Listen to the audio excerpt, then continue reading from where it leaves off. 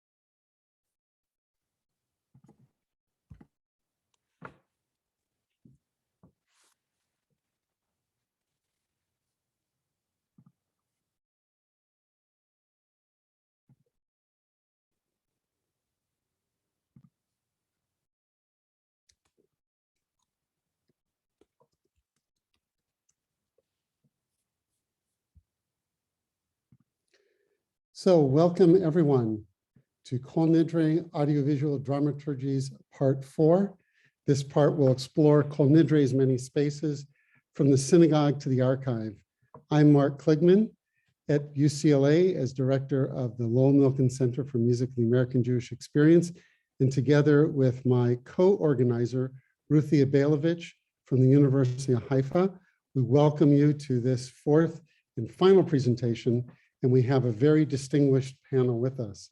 Before I introduce the panelists, let me first just thank the various organizations and entities that have made this possible. So we thank the Lowell Milken Center for Music in the American Jewish Experience at the UCLA Herb Alpert School of Music, and also the DIBIC project at the University of Haifa that has received funding from the European Research Council, the ERC, under the European Union's Horizon 2020 Research and Innovation Program, grant agreement number 948150. We're also co-sponsored by the UCLA Alan D. Levy Center for Jewish Studies, and additional support is provided by the International Forum for Jewish Music Studies, the Cantors Assembly, the European Cantors Association, the Jewish Music Forum, and the UCLA Center for the Study of Religion.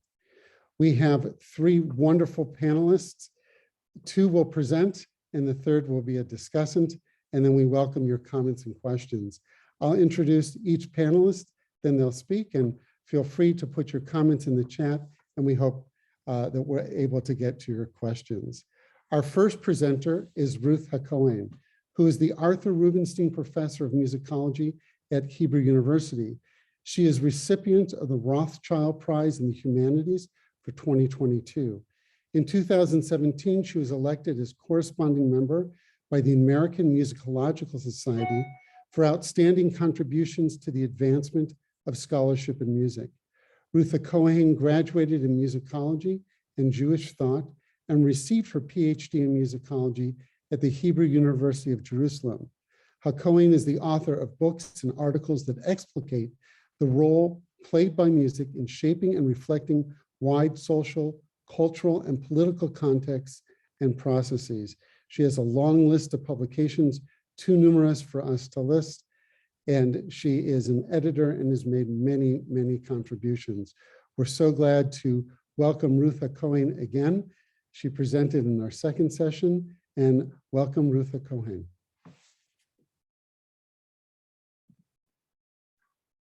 Thank you very much. I just will start my PowerPoint, so wait a little while. Hope you can see it. Oops, okay. Okay. Here we are. That's not the okay.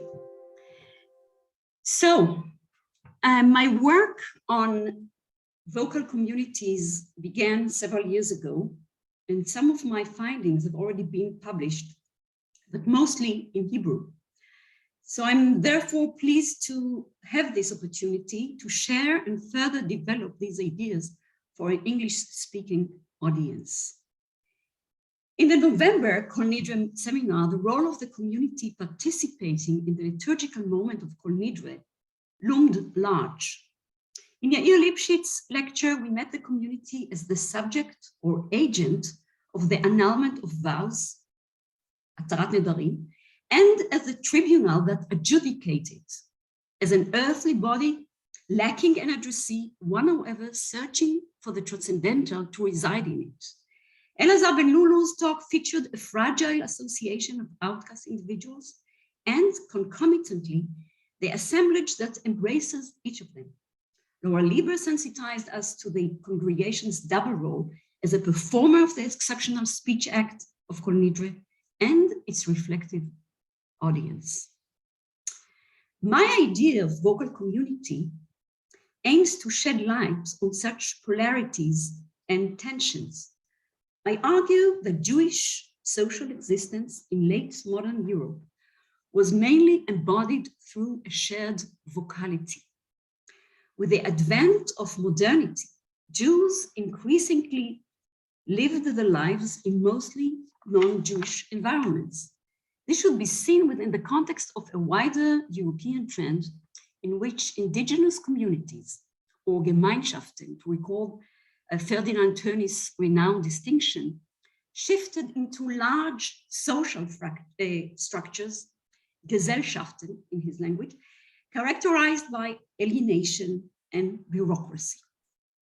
So while in earlier generations, communal Jewish life found a host of expressions, these were dispersed, privatized, or corroded under modernism. The Jewishness of many Jews of the period, whether thin or thick, was thus expressed through the synagogal space and soundscape, as in the temporary Gemeinschaft. This is a very temporary one, which tells a story of modern Jews. It was this soundscape that, in the words of Franz Rosenzweig, yielded the togetherness so essential for the shaping and maintaining of a religious community. For it is music, so Rosenzweig tells us, which raises the first intimate togetherness, Zusammengehörigkeit, that is founded in the mutual space and the mutual hearing of the Holy Word to the conscious and active intimate togetherness of all who are assembled.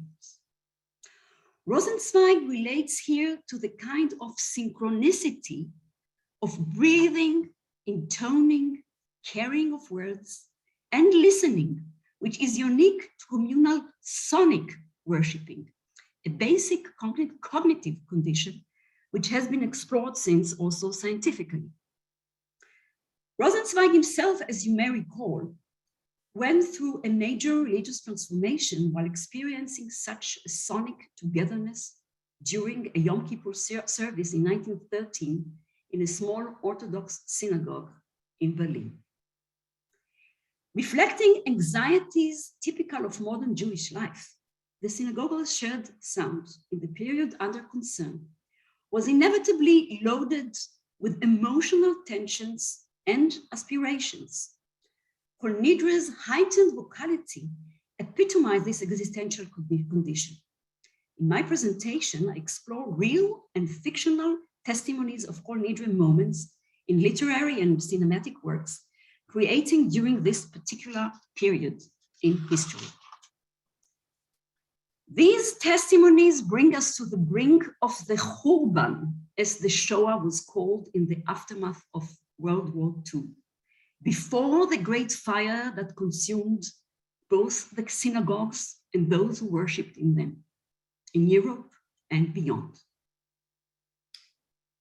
I will start with Shmuel Yosef Shai Agnon's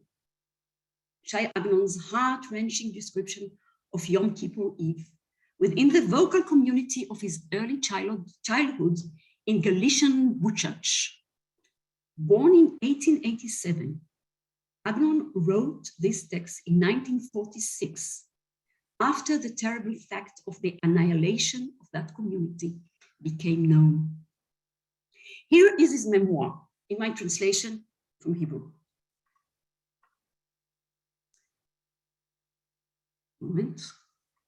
The sky was pure and the earth was still, and all the streets were clean, and a new breeze, Ruach Elohim, was fluttering around. There was a lad of 4 dressed in holiday clothes, and a relative took me to my father and my grandfather in the house of prayer. The house of prayer was full of talis-clad people, silver cornets on their heads, dressed all in white, with prayer books in their hands. Numerous candles were stuck in long boxes of sand, emitting a gorgeous light with a lovely scent. An old man stands inclined before the Omed, and his talis descends beneath his heart, and pleasant, sweet voices, are emanating from behind the garment. And I stand at the window of the house of prayer, trembling and amazed at the pleasant voices and the silver cornets and the gorgeous lights and the scent of honey coming from the candles. I didn't know then to reflect on abstract ideas, nor was I familiar with the concept of holiness. I have no doubt that I felt at the time the holiness of the place and the holiness of the day and the holiness of the people who stand in the house of God in prayer and niguns. And I have not distinguished between one man and the other, as all together with the entire house appeared to me as one unit. You are like a chativa achat. A great joy suffused my heart, and my heart was bonded with love for this house and these men and these niguns. Gradually the nigun ceased in a soft heavenly moaning, but Kol Menahemet lingered for a moment until it ceased as well. Suddenly Shmuel Yosef broke in tears, the little one, and nobody could comfort him, nor understand the reason for his crying. In hindsight, he shares with us, his readers, the cause of his behavior. It was a sharp transition from Kodesh Lechol, from the sacred to the mundane, that you recognize in many of the governments. In Hebrew, he expresses it in a very nice way. מחליפים פנים של חילול, impeaching, imploring, בפנים של חילול, profanation. The people began chatting about daily affairs while the service still unfolds. Kol Nidre is not mentioned specifically in Agnon's rich synesthetic depiction, which is drawn from the perspective of a highly sensitive child unable to recognize the foreign Aramaic words nor understand the religious content, as he tells us. But Kol Nidre, it certainly was. The vocal community is reflected through the boy's eyes as a live, organic body, devoted, coordinated, and radiating. He experiences its multivocality as being as sweet as the honey smell of the candles, not missing the subsiding moaning effect so characteristic of the synagogal soundscape. The fracture in the experience of the holy, felt by the prodigious young boy within this sublime event, would widen further when he eventually visited his hometown as an adult in the late 1920s. As elaborated in Agnon's masterpiece, A Guest for the Night, which seems to describe the Churban before the Churban, Yom Kippur has lost its splendor. The vocal community appears broken, as did indeed happen in many Eastern European shtetls in the aftermath of World War I. Returning now again to a fin de siècle Galician shtetl, another small child, this time the would-be psychoanalyst Theodor Reich, also accompanies his grandfather to the shul, and he as well retrospectively describes his experience of that liturgical moment. Reich, however, was raised in a secular environment and felt estranged from such vocal communities, experiencing it as an outsider.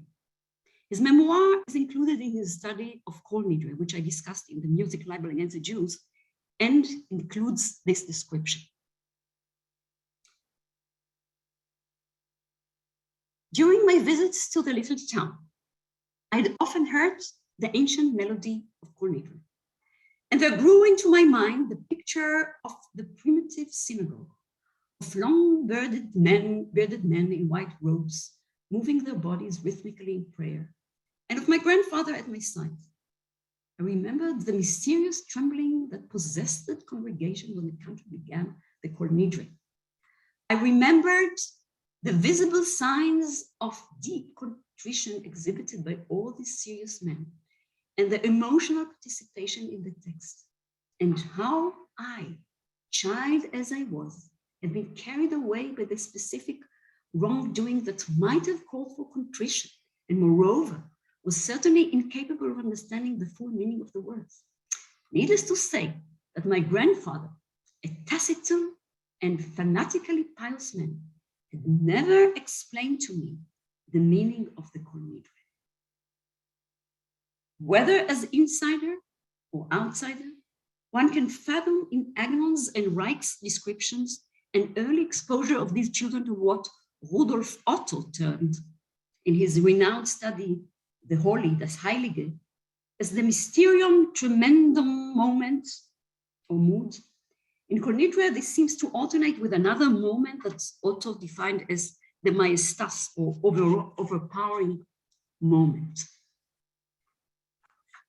Both moments, Otto claims, are essential to the rendition of the holy across epochs and religions. Jews, even when their organic connection with such a vocal community was weakened, did not easily forego the power it exerts on a community that wishes to unite under an ethno-theological idea. Even Jews who took to heart the anti-Jewish attack on the Kol Nidre ritual, considered to be additional evidence of Jewish perfidiousness, found ways to retain the moment in their services. Those who opted to cancel the malign prayer chose not to give up the melody and the affect elicited by the Aramaic text. In the Berlin Reform Synagogue, for example, they used Louis Lewandowski's arrangement of Kol Nidre set to the Aus der Tiefe, out of the depths, Mima Amakim Karatichaya, in German. The cantor in this case was not a Jew, but rather a young baritone in this recording that we have, who eventually went on to carve out a great career in Holland and worldwide, opera singer Herman Schei. This raises a grave question, and I want you to listen to it, thinking about it, about the phenomenon I discuss. Could the magic spell of Kol Nidre work when the vocal community loses its spontaneity and bottom-up leadership? So let's hear it, part of it.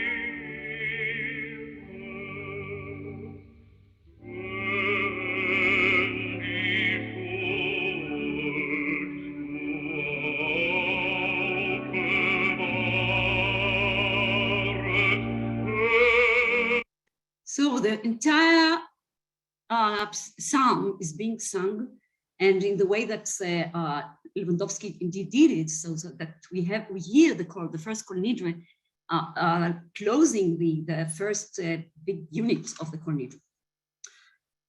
A partial answer to this question is given in the 1940 Yiddish film, the Vilna Stadtchazen, the Vilna Town Country, or in English, Overture to Glory. This is one of several Kol Nidre movies creating during this period, but which are beyond the scope of this short presentation. Starring Moshe Oisher as the cantor from Vilnius, and directed by Max Nosek. The movie is a sort of rejoinder to the renowned jazz singer of 1927. A Yiddish film rather than a Hollywood production. This made in the USA movie likewise opens and closes in the synagogue, and similarly centers on the great pool felt where the music performed on the Goyim's glamorous stages. Here, however, we are in a fictional late 20th century Eastern Europe, rather than in imaginary contemporary New York, and the longed-for music is opera rather than jazz. Yoel Duvid, the protagonist, leaves behind his prayers and curatorial tasks to perform in the Warsaw Opera. Successful, beloved, and admired, internally he debates where he truly belongs, and overcome by guilt and remorse, his voice in the middle of his debut is broken, not debut, but later performance. Finally, he is drawn back to his old shul on when else? The eve of Yom Kippur. Meant, of course, for the ears of American Jews, whether old-timers or newcomers, the scene starts with the familiar, the Kol Nidre arrangement by Henry Russotto, that was heard in these seminars several times. Oh, and by the way, Henry Russotto began his career as a conductor of the choral school at the great synagogue in Vilnius. All sounds right and familiar. Here is what we see. There are the long candles we have just smelled in Agnon's Buchach synagogue. And there is the choir humming what we expected to hum in the very beginning of the Kol Nidre. So far, it fits the conventional cinematic topos of praying Jews, to use Mark Slobin's apt term, she developed in an important article. All seems to be correct, both tune and choreography. Yet something is missing, the transcendental Stimmung, one wavering between the Mysterium Tremendum and the Maestas, which only a powerful Shliach Tzibur can distill. We notice him. He has just entered the synagogue, tensed and vigilant. We see his wife in the women's gallery, mourning and unaware. She's mourning the death of her, for the spoiler of the son. And at the Din Darna turn, which I discussed with Boaz Tarsi 8 weeks ago, the Din Darna in the Kol Nidre, he seizes the tune. Miraculously, his voice is now fully recovered and takes over the dumbfounded vocal community. So let's watch that.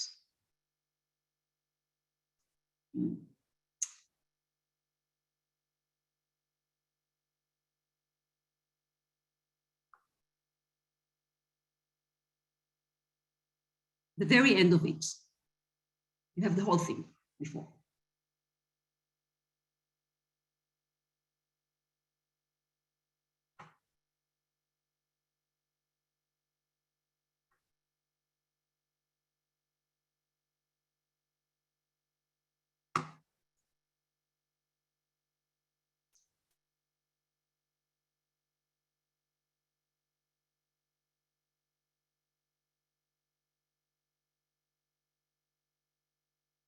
Okay.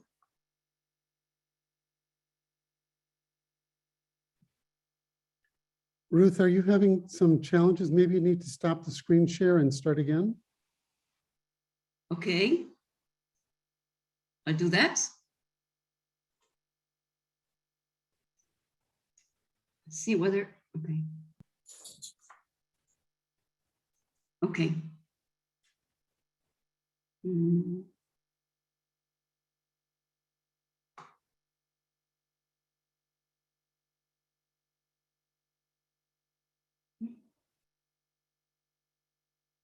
This here. Oh, okay, it's here. Okay. From the beginning.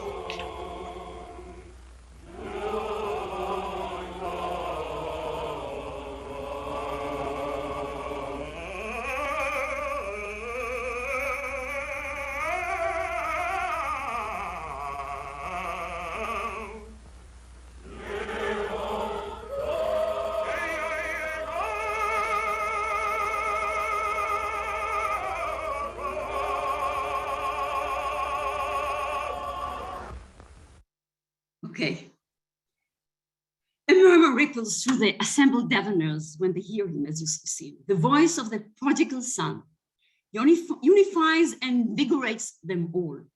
For the protagonist, however, it is a grand finale, a swan song, rather than an overture for the day.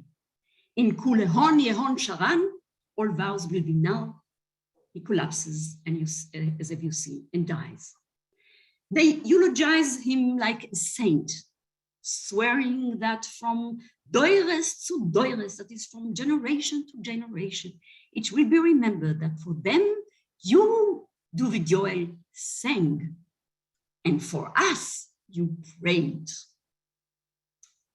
Time to wrap up. The Kol Nidre theme as a moment and a topos epitomizing modern Jewish vocal communities runs through the presentation of this entire Kol Nidre seminar from the beginning, which has explored the prayer as a social, theological, and cognitive construct. While I incorporated all of these aspects in my talk, my focus tonight was on Kol Nidre as a site of performative affinity and belonging that occasionally also functioned as a locus of estrangement and distancing. From this perspective, the power of the Kol Nidre moment, phenomenologically and ideologically, because what we have seen here is ideology, not less than phenomenology, lies in the ability of the vocal community that carries it to sonically and ritually reconnect and amalgamate its members. To do so, however, requires that they voluntarily tune in. This, I believe, became practically salient in the precarious historical time they focused on. Furthermore, since the seminar engages with dramaturgies, a more general statement may be in place.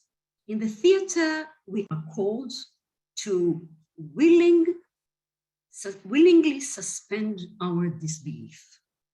That's how theatrical illusion is created, which is of lesser ontological level than that of the actual world we live in. Does this have a parallel in a holy ritual in which the religious reality is considered to be of a higher ontological level? My answer is that ritual partakes in the freely enhancing of one's belief. The experience of an elevated reality can thus be achieved, even if only temporarily. Yet for that sort of enhancement to take place, the whole setting seems to be required, as was clear in Agnon's writing. Most of all, however, a Baal Tefillah or Shliach Tzibur able to vocally lead the community is required. One who, like David Joel, is able to instill in his fellow daveners that state of mind for which they yearn.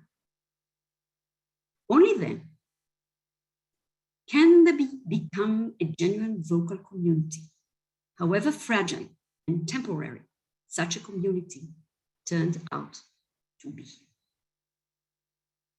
Thank you very much.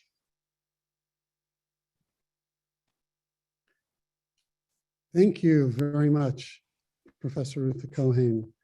Our next presentation is by Miryem-Khaye Seigal. She is a Yiddish singer, songwriter, actor, recording artist, and scholar. She has performed throughout the United States and internationally with many luminaries of the Yiddish and klezmer world. Her solo album, Toints Tamen, 1,000 Flavors. She is co-editor of the forthcoming book, Women on the Yiddish Stage, and a contributing editor to the Digital Yiddish Theater Project. We thank Miryem-Kya Siegel for all her preparations for today. She recorded some special material for today. So with much gratitude, Miryem-Kya Siegel. Thank you, Mark, and thank you, Ruthie. Thanks to both of you for inviting me and for all your work in organizing this. And thank you, Ruth, for that amazing presentation. It was really moving and really thought-provoking. And I'm really excited to be here today. I'd also like to thank Shane Baker and the entire creative team who participated in putting this together, and also Gila Flom and Lauren Sklamberg, who helped me track down some of the music. So I'm just going to talk briefly to tell you about the primary sources that I've chosen, which I think really show the blurring of boundaries between religious and theatrical spaces and performances, and also the mixing of liturgical and vernacular in Yiddish songs, Plus, they all come from the repertoire and the life of Berta, who was a pioneering Yiddish actress. So I'm just going to tell you a little background information about these pieces.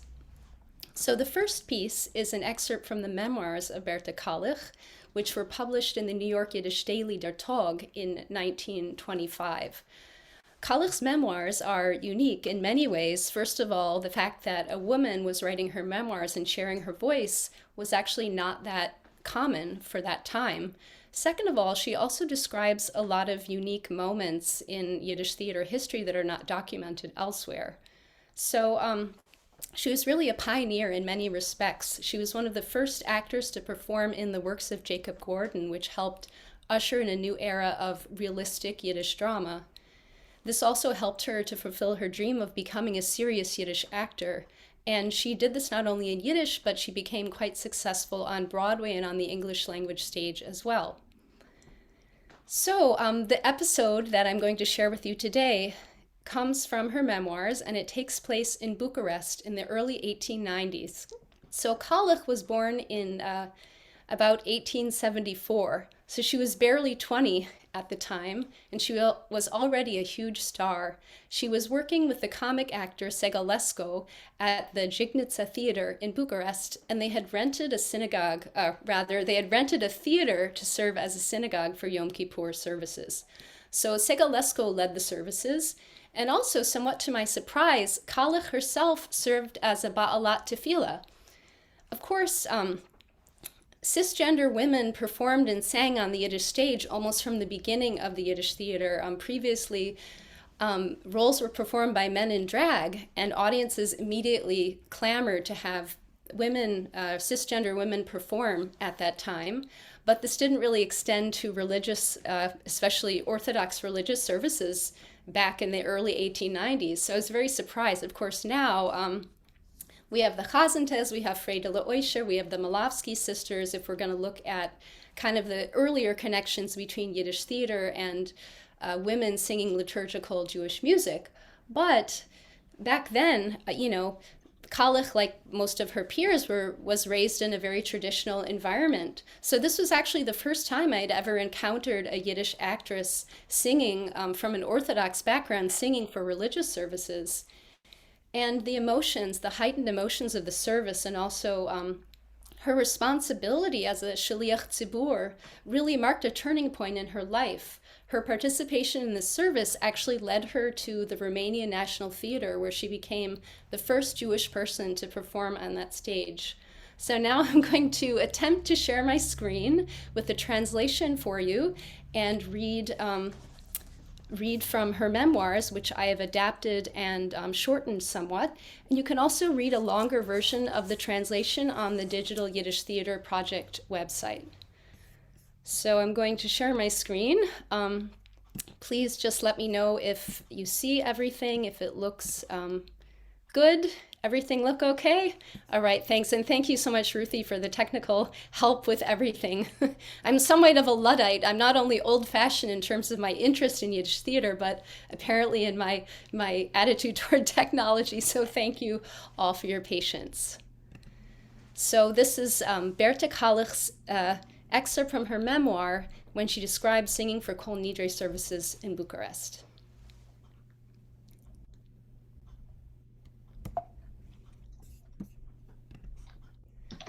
Ein osjendiger, frischer und beiser Wind hat sich losgetan in a wilden Tanz über die Gassen von Bukarest. Bukarest, die lustige und freiliche Stadt, hat plötzlich ein ander Punnen bekommen. Etwas so modner, drückender Image hat ungefühlt jedes Winkele. Ich hab gefühlt, dass bald wird geschehen etwas so eins, was wird auftreißen mein ganz Wesen, und ich will werden ein anderer Mensch. Ich hab gefühlt, als in ein Rege wird sich herupreißen eine größere Wolken und vernichten das urmennichtige Weltlinzers, was es so viel mit Schlechtkeit, Beiskeit und Narrischkeit. In mein Meuch hat sich gedreht der einzige Gedanke, es kommt der Yom Hadin. Morgen wollen die Kinder von Yisroel sich misswade sein für sehr Beschäfer. Morgen wird bestimmt werden, wer es wird leben und wer Chas v'cholile, nicht. Wer es wird umgebracht werden durch Feuer und wer durch Wasser und wer durch eine Gefe. Ich habe auf sich plötzlich erfüllt die größte Verantwortlichkeit. Morgen darf ich singen in Schiel, in schicken Tfile für meine Brüder, wo es wegen sich in Tränen, in reinigen und leitern ihre Herzen, in beten für sich noch ein Jahr leben. Es war Nacht, ungetein in einem weißen atlasenen Kleid, in einem weißen Hut, habe ich sich gelost gehen in dem Theater, wie es ist eingerichtet geworden als Schiel. Ich bin rein durch ein seitiger Tier. Mein Platz ist gewesen hinter dem Vorhang, also als keiner hat mich nicht gekannt sehen. Ich habe betrachtet die wachsende Licht, erst ungezünden für die Schummes von die Verstorbenen. Jeden weinen sich aus das Herz und es wird sehr geringer. Ich habe gesehen Seigalescu. Gar ein anderer Seigalescu ist das gewesen, mit der Talis über den Kopf. Es ist plötzlich verschwinden der Singer von rumänischen Deunis, ein ausgewachsen von mir Jid, ein gottsvorsichtiger und ein Heiliger. Wenn zwischen seine Augen hat rausgekickt, ein tiefer Zar. Der Eulen wird als Gedichter, ungetun die Talesem mit die silbernen Atoris, also wie die Chwaljes in einem silbernen Jam, wo es fließt zwischen wachsendem Licht. Es wird still, aber es ist eine ungezeugene Stillkeit. Eine weinendicke, aber eine volle und eine geschmackige Stimme zerwiegt sich beim Umid. Es geht in Tenere rauf, in Tenere rop. Ot klingt die Stimme wie ein Glock und ot kriegt sie wie ein klein, krank Kind. Still und süß geht das Kohl, von einer niedriger Madrige zu höherer. Ot mit der Gebet und ot mit den Ansag. Ot zittert die Stimme und ot schlägt sie mit der stollenen Festigkeit. Ot weint sie und ot befällt sie und ot haben sich endlich heraus, die zwei Wörter. Kol Nidre.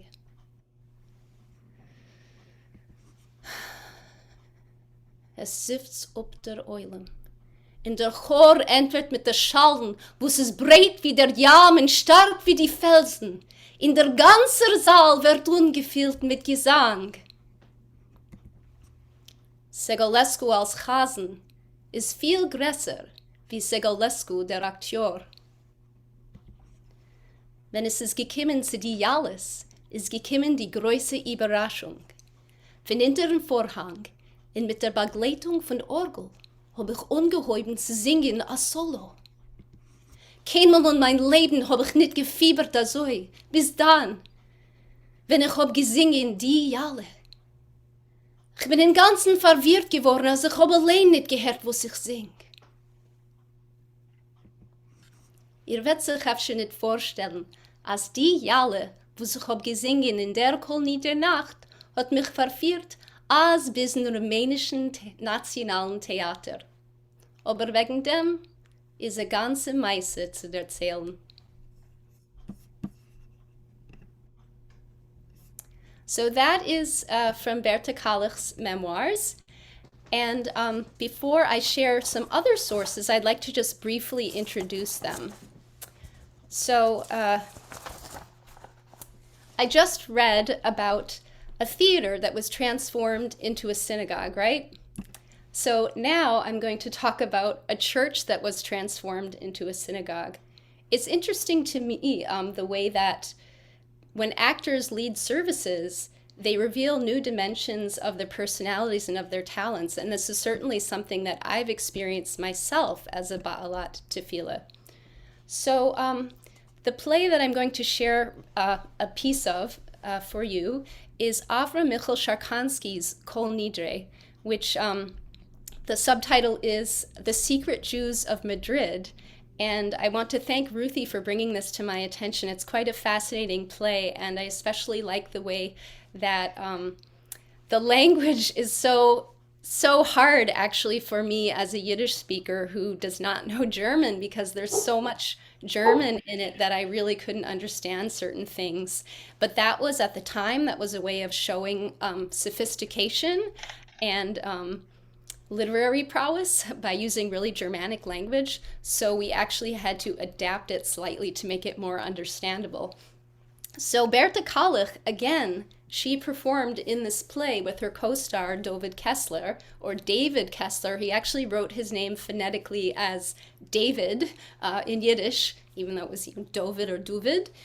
And they played the lead roles in an 1896 production at the Thalia Theater in New York. So Khalif, again, in her memoirs, she writes, Kessler had discovered a new talent for the stage, Sharkansky, and he began trying to convince us that this Sharkansky was an amazingly great person, and that if we would produce one of his plays, everything would be fine.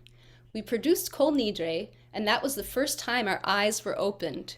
Golden dust poured down, and Sharkansky, Kessler's darling, grew in our eyes, and we demanded more plays from him.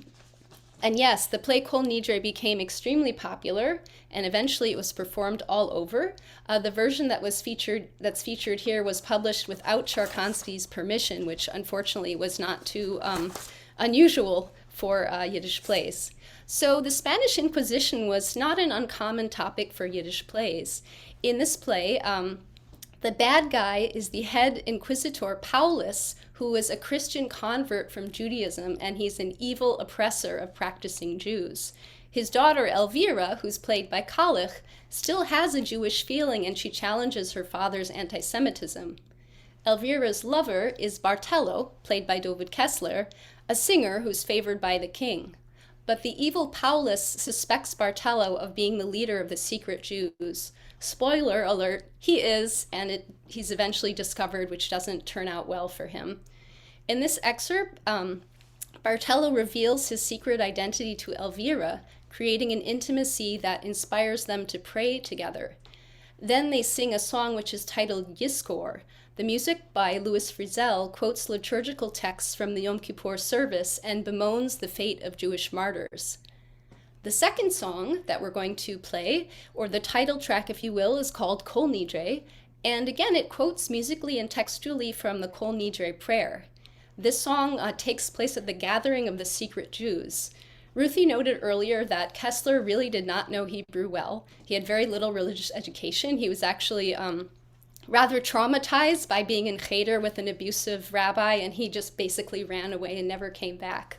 So what you'll see is really just the beginning and the end of the prayer, and some of the texts may be sort of inconsistent and truncated, but in a traditional manner, the song is mostly performed by a choir without instrumental accompaniment. And the song addresses God in the vernacular and begs for forgiveness for sins like swearing falsely and praying falsely, which have a special meaning given the circumstances of the Spanish Inquisition. So again, what you're going to see and hear now are three things. The first is a short scene from the play Kol Nidre with Bartello and Elvira, performed by myself and Shane Baker. The second is the Yiskor song that immediately follows the scene in the play, performed by myself and Mark Molamot with Tracy Stark on piano. The third piece is the Kol Nidre song with Mark, Tracy, myself, and our choir of Sarah, Joe, and Noel. So thank you so much, and I believe Ruthie is going to help by sharing her screen. Thank you.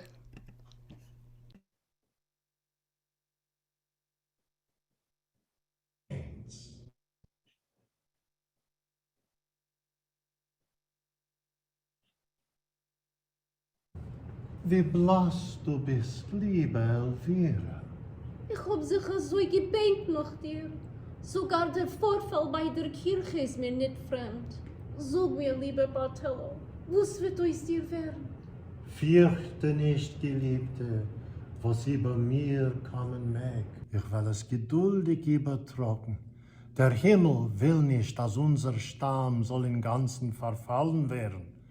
Nein, sehr, Elvira, man hat uns verjagt, über Jammen getrieben, in die Flammen gebrennt, unsere Gebethäuser zerstört, aber wir leben doch.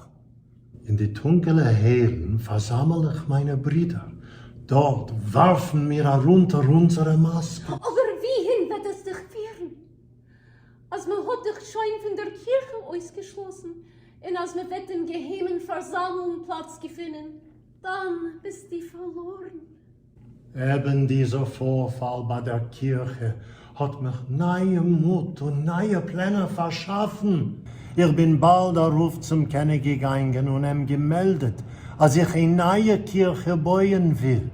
Der König hat es mir erlaubt und dabei noch bemerkt, also es ist sehr recht von meiner Seite. Aber in dieser Kirche, welche jetzt gebaut wird, steckt ein großes Geheimnis. Ja, dort wird alles eingeordnet auf ein jüdisch Gebethaus. Dorten versammle ich alle meine Glaubensbrüder und ohne jede Gefahr beten wir zu unser Gott. Er hört das Gebet von seinen unterdrückten Kindern. Bartello, Geliebter, du gehst dein Hinblick ankecken. Vielleicht wird einer von deinen Brüdern dich verraten. Das kann nicht geschehen, wenn nur ein kleiner Teil von meinen Worten, treu gebliebene Glaubensbrüder, wollen wir in diese geheime Kirche hereingehen, mit einem geheimen Zeichen. 2 Wörter, Kol Nidre, und welche wird keiner nicht hereingelassen. Oh, die treue jüdische Seele, herumgerinkelt von Pracht und Glanz von königlicher Liebe. Hast dein Glauben nicht vergessen, Bartello, die bist ein Engel, die zeigst mir den rechten, reinen Weg zum Himmel. Lass uns zusammen beten für die heiligen Schummes von unseren verstorbenen Eltern.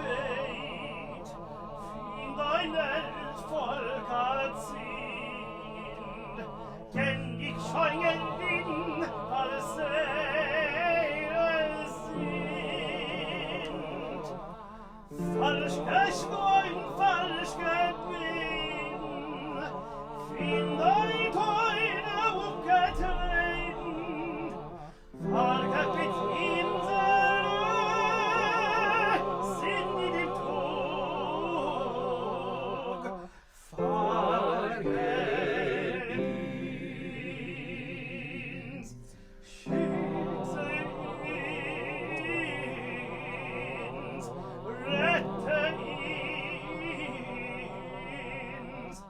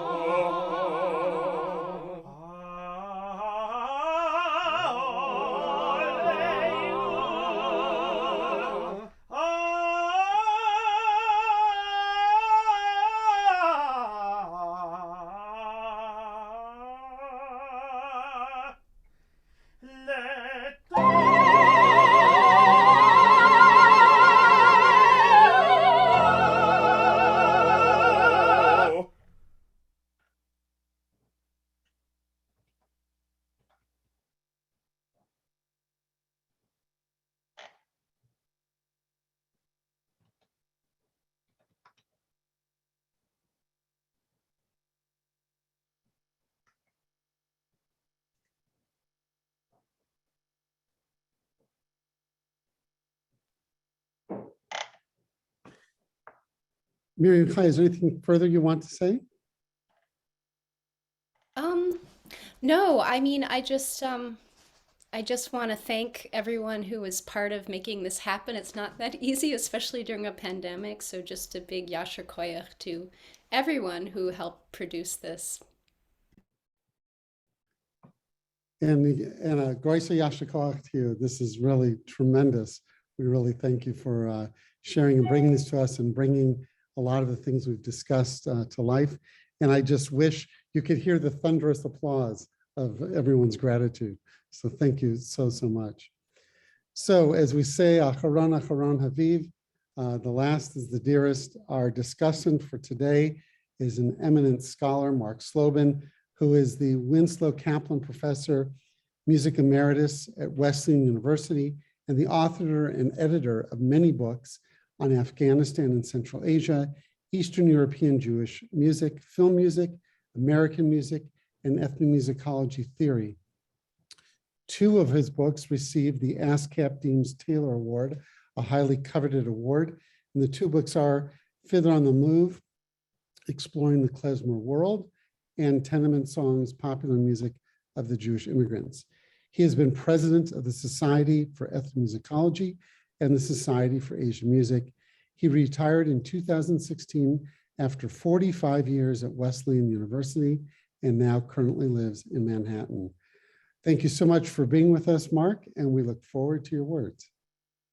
Thank you, Mark, and thank you, this amazing panel today. I mean, it's sort of the capstone of these series of terrific presentations. So I want to thank the organizers and all the presenters at these sessions. I've learned a lot, and I've been really impressed with both the erudition, but the range of all these talks. And it's great to see how one ritual moment can serve as a microcosm for a whole world of both personal and communal expressive culture.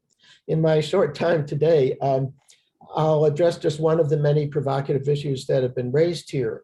As an ethnomusicologist and an historian, I'm sensitive to the core issue of how performance highlights and shapes the intense overlap between private needs and public pronouncement. This is amplified here by the possibility that even God might be an actor in what repeatedly has been called here the dramaturgy. More modestly, Irving Goffman's classic work calls this framing, a temporary understanding between participants in a space of defined social interaction. More than one speaker pointed out that we need to think of ritual as an individual matter, even at so communal a moment as Kol Nidre. This holds true for the public figure on the Bima or the theater stage, as we've just seen, as well as the congregant or the audience member, or even the recorded sound consumer at home. Whether a Kol Nidre event takes account of active participation or whether it stays within an individual's heart and mind is also important. This spectrum of intentional action runs also from amateur to professionals.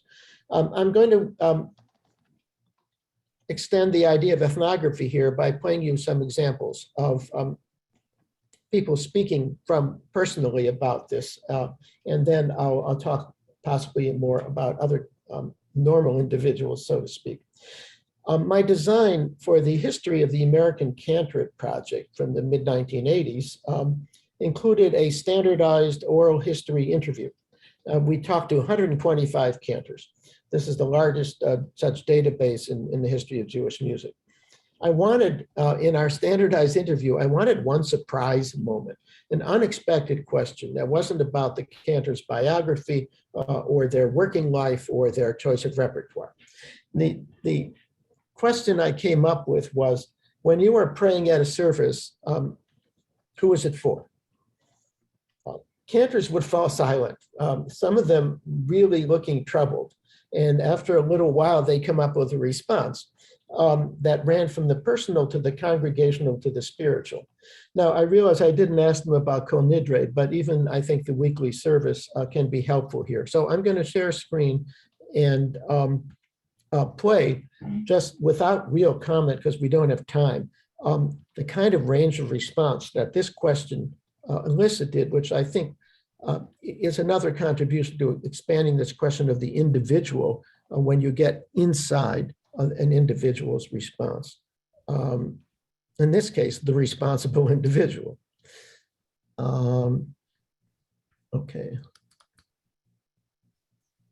Okay. So this is the question, and I'm going to go on and off of a few examples and hope that that works with the sound and all. Oh, wait, I'm not sure I did share sound. Hold it, hold it. I'm too busy Oh, yeah, in okay. service to pray myself. I might not feel God when I sing, but some other people do. I am unaware of the congregation. I do what I do for me. When I daven, I don't look at the congregation. If I want to close my eyes, I close my eyes. If I want to dance when I'm doing the Hasidic tune, I'll dance. If I want to jump a little bit, I will jump a little bit. Whatever I do does not communicate itself to them simply because I meet them eye to eye, but simply through my voice, and through my expression, and through me as a person.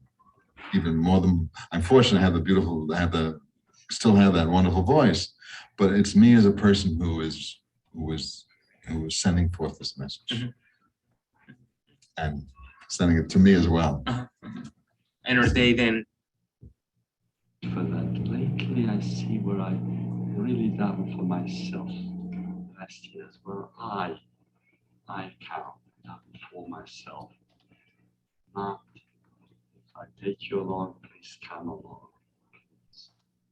But really, I'm not no more a pleaser.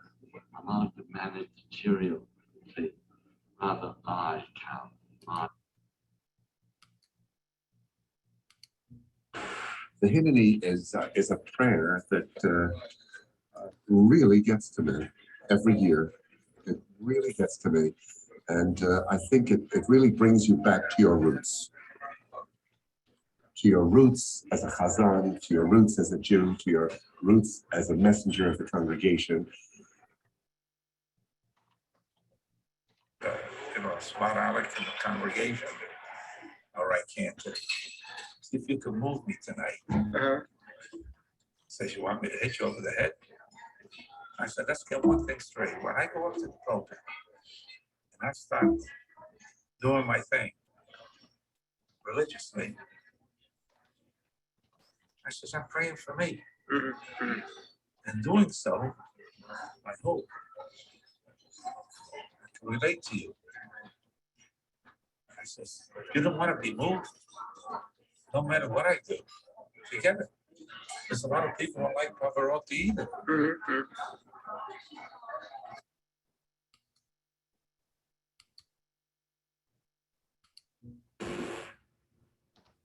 I'm not, it's such a fine line between one's theatrical sense, and it's a very dangerous area that you tread in. I still have to be thinking as a singer to deliver something that I think will move and touch people very much. You can't just, at least I'm not at the point where I could just take off and just not think about what I was doing vocally.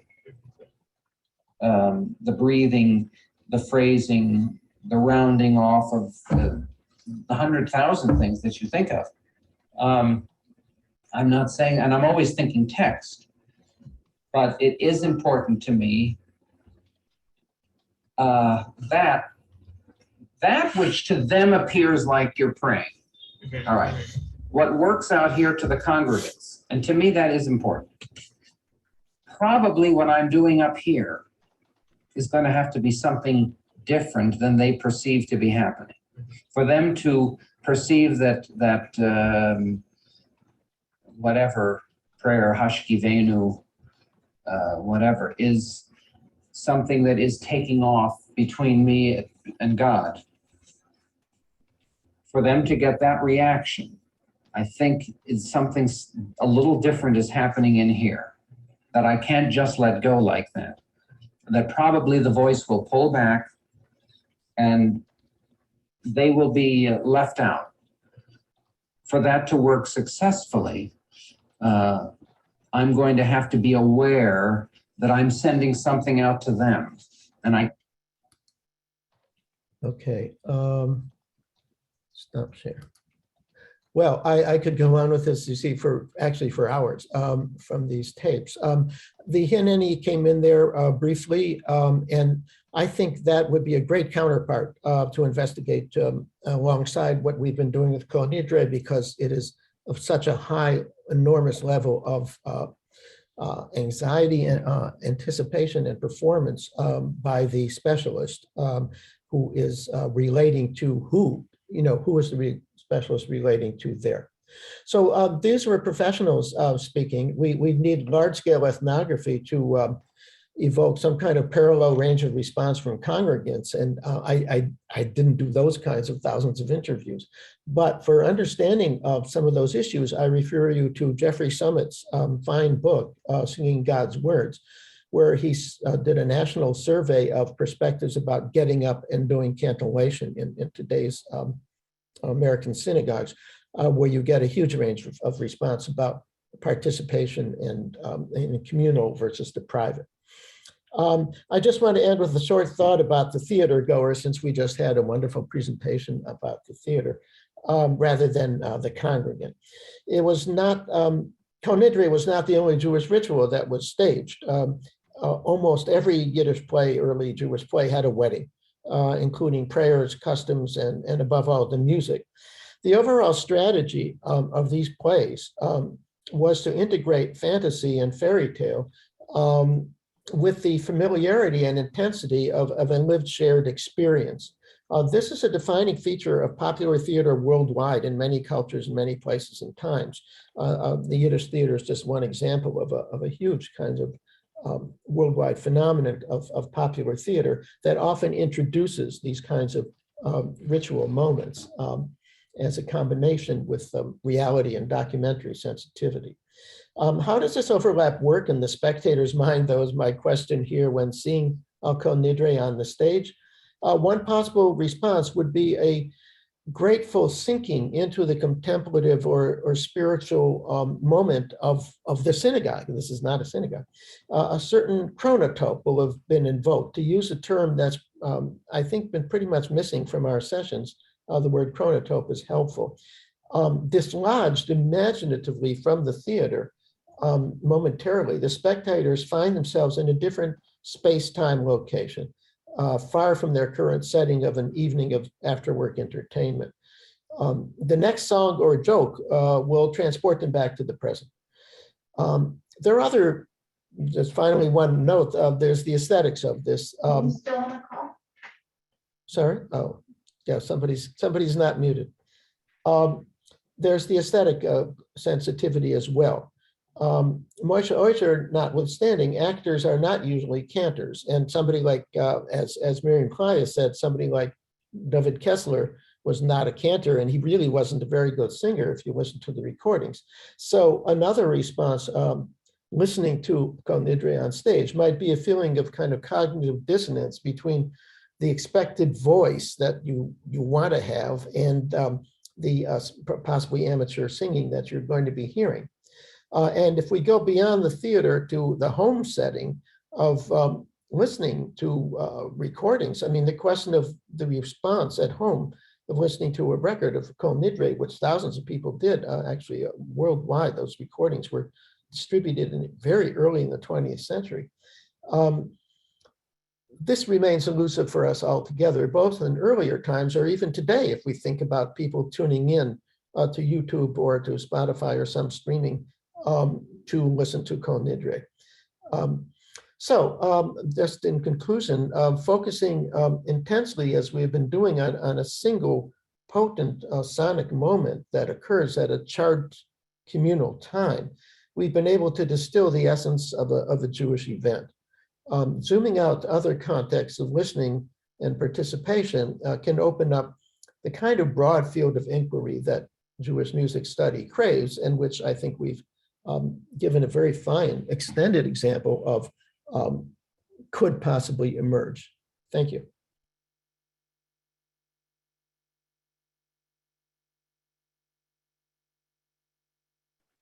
Thank you, Mark, for this wonderful comment. Ruth and Amanda, would you like to respond to Mark?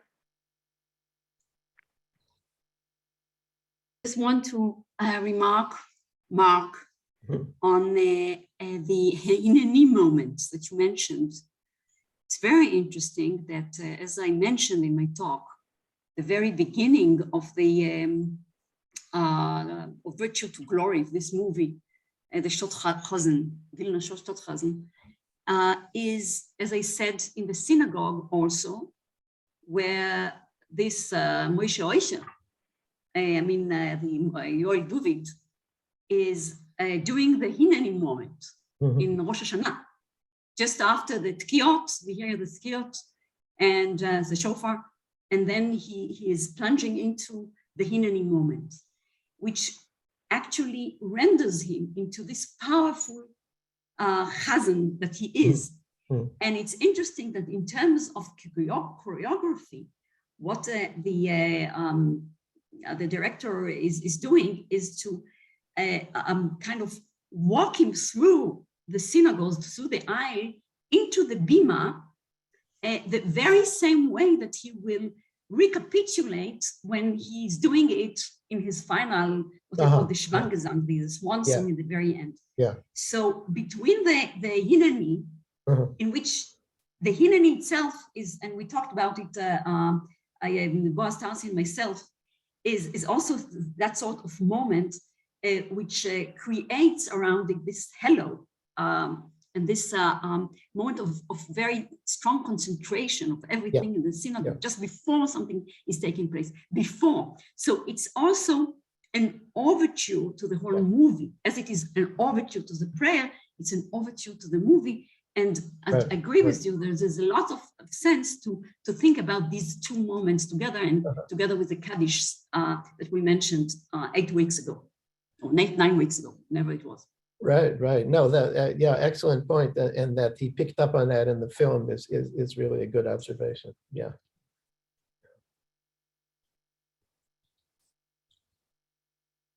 Miriam? I would just add that I really was fascinated by the question, what is prayer for? I was thinking that, Khalif felt a lot of responsibility of leading services, and it was a different feeling, I think, for her than for being on the stage, in a theater performance. I think she felt really a different type of responsibility, that she's a messenger to God for the prayers of the larger community. I also thought it was very interesting that in terms of the pieces that I looked at, that she found that she really didn't take Seigal very seriously as an actor. She wasn't really impressed by him. But when she saw him as a cantor, her idea of him totally changed, and she saw him as a holy person, and she felt that he was a better cantor than actor. So that was that was interesting to me too. That is such a surprise. I mean, it just seems totally unlikely, and a reversal of the usual situation. But Moshe Oisha is a great figure to look at that way, because he had problems. There were congregations that wouldn't bring him on because he was an actor, and fulfilling his dual role, which he did professionally. He went from one to the other, was really not the easiest thing in the world. In fact, it didn't work for him very well ultimately. So that is an interesting question of conflict that we have within performance itself. The overlap between the performance world and the cantorate is just so strong. The way that boys would be sent to study with a cantor in Kiev, so they could then join the Kiev Opera Chorus. The overlap is extraordinary all the way through. It just shoots through the whole history of, and then that's played out in these kinds of situations in the Yiddish stage. It's a remarkable moment in Jewish music history that is sort of unparalleled. So that's exactly what I meant by the power of the local community and the question whether you are insider or outsider. Where are you, especially when you are in this very paradoxical situation in which you are supposed to lead them into the most sublime moments that they can experience in synagogue or at all. And this same person is doing something which is entirely contradictory in terms of the synagogal concept, idea, theology, and so on. And this thing, in a way, epitomized the whole question of Jewish modernism. Where do we belong? Exactly. Yeah. Thank you. This is really fascinating. We still have some time for some questions, and I can see that we have 2 hands up. Alex? Thank you for this most fascinating session. I mean, it brings everything together and it's so much food for thought. A point of information, Moshe Oja actually took a congregation or a few people to task and won a case with the Beis Din, who said he wasn't Orthodox, or had no right to sing in a synagogue on Rosh Hashanah, Yom Kippur. He had a Din Torah and he won his Din Torah. So that's a fact, and it's out there as far as I'm aware, the proof of it. I believe that whether you are singing in a theatre, a shul, a stage, or on film, if the person who is singing a prayer moves the congregation or the audience, then that person, male or female, whatever the occasion, is doing his or her job. The idea is to feel emotions. And if I go into a concert or into a theatre, and even if I'm passive, and I walk out going, wow, I feel something, or I get goose pimples, or something happens to me emotionally, the person who is singing or playing the instrument has done their job. So that's the way I see things. Kol Nidre especially. I can walk into a shul, listen to someone trying to sing Kol Nidre, and walk straight out again because it does nothing for me. And I'd rather walk out than sit there criticizing or mumbling under my breath till I find somewhere or something where I feel personally connected and comfortable. So I believe to be comfortable and connected is the answer, no matter where you are or where you go or what you do with these sort of prayers. That's, I don't know what your thoughts of that is, but that's how I feel about it. Well, but it's another one of these conundrums of modernity. If there are probably people that were more moved going to that, hearing that Kol Nidre song on stage who didn't go to shul or who didn't hear a good, but that's not correct, so to speak, in terms of Jewish history, that you would go to this secular space and be moved appropriately and not when you're in the sacred space. It's just really, kind of highlights the tension of modernity. But Mark, why did so many non-Jewish people record Kol Nidre? Perry Como recorded it, Johnny Mathis recorded it, just to put names up, because it moved their, you didn't have to know the words, but the way it was sung and intoned, it moved the audience. And I think that's what they were trying to do. Jolson's recording, he's not a chazan, but it's the most beautiful setting and recording of Kol Nidre. And you can close your eyes and be transported. Just an opinion. A very short reaction to this. In the movie, there is something very interesting that takes place, that the music of this Manushka, the Polish composer who is attracting Yoel Duvid into the opera, into the Warsaw Opera, his music and the music of Kol Nidre, they did it in a very subtle way. There is a kind of continuum in terms of the musical language, which both are sharing, which is much stronger than they had it been a German opera, for that sake.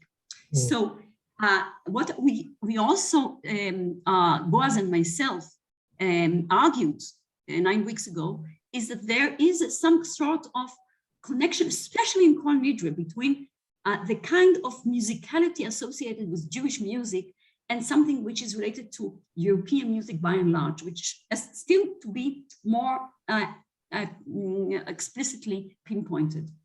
I agree with you, Ruth, 100%. You're quite right. Absolutely. Thank you, Alex. There are two. Boaz?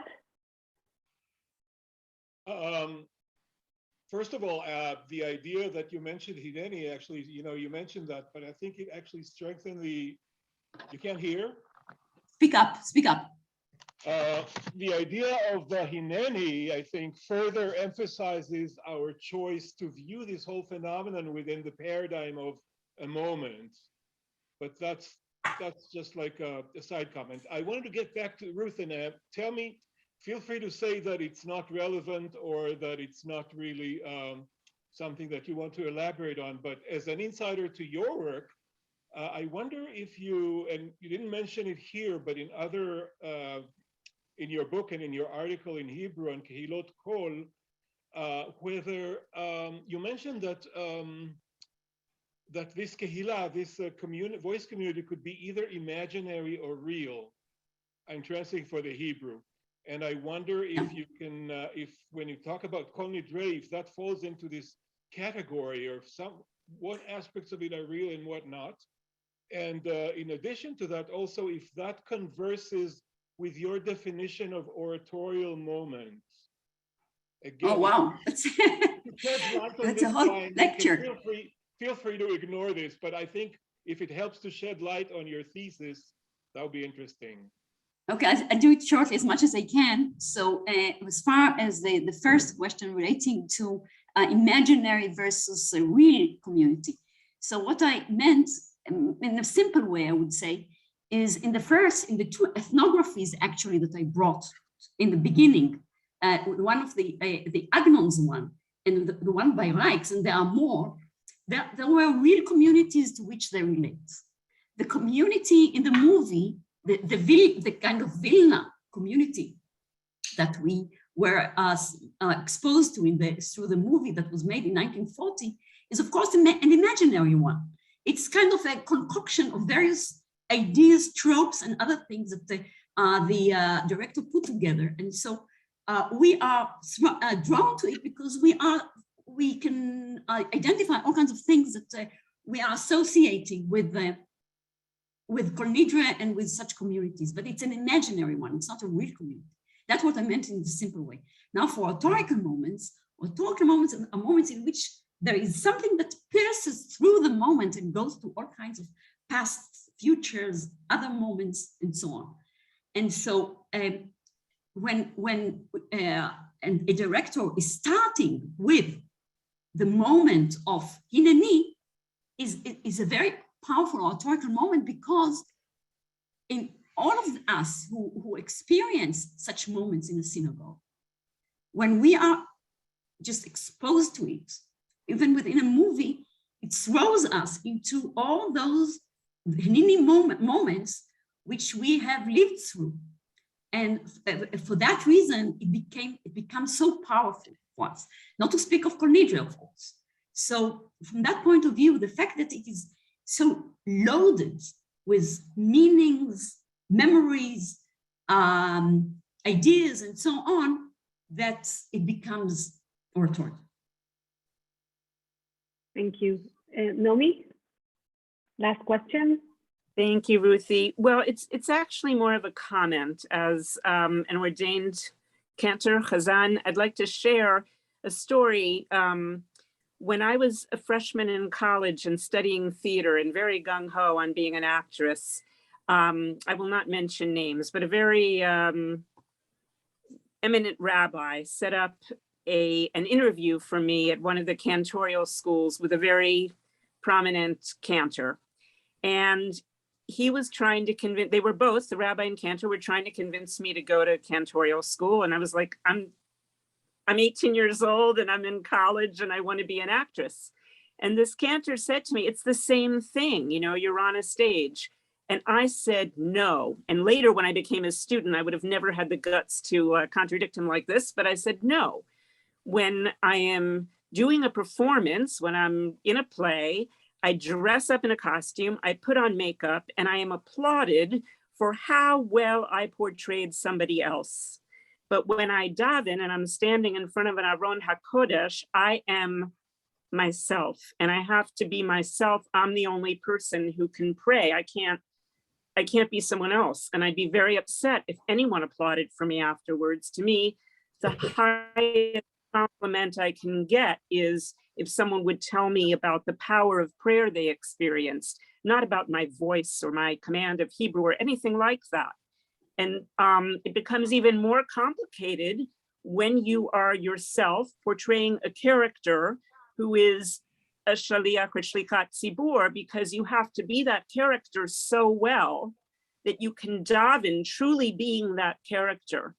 And I really disagree with my colleague who spoke on one of the recordings you played, Mark. Yeah. All the vocal homework needs to be done before. It doesn't mean that on the day of you're not thinking about your breathing, or particularly on Yom Kippur when you go a long way. But who are you praying for? And they talk about my vocal technique. I'm praying for Asher Shalachuni, for the people who sent me, and as their representative, and to inspire them to draw their own connections with prayer and to reach HaKadosh Baruch Hu, or HaKadusha Bruchahi. And I think it's just a very, very important difference. And so I became a chazan and I perform, but I feel the two are separate. And I just wanted to lend that perspective and thank everyone for their amazing contributions today. Thank you. That's great to have a personal account, and the range of response and the range of the way people think about this is just extraordinary. Yeah. Okay, so I think it's about time to say goodbye. The 4 sessions of Kol Nidre audiovisual dramaturgies have come to an end. Thank you so much for being such an engaged audience. It was a real pleasure. And I hope you have a nice evening. Thank you. Goodbye. Thank you, Ruthie and Mark Kligman, for your organizing it all. Thank you so much. Yeah. And for your own contributions. Brilliant. Absolutely brilliant. Michal Friedlander, please read your chat. Thank you all. I feel this is like summer camp that you don't want it to end, but you know that it needs to end. No, we don't want it to end. It's absolutely so enthralling. Alex, I feel that I have really met you. I really love you for what you're doing. I really, from the bottom of my heart, you're so expressive and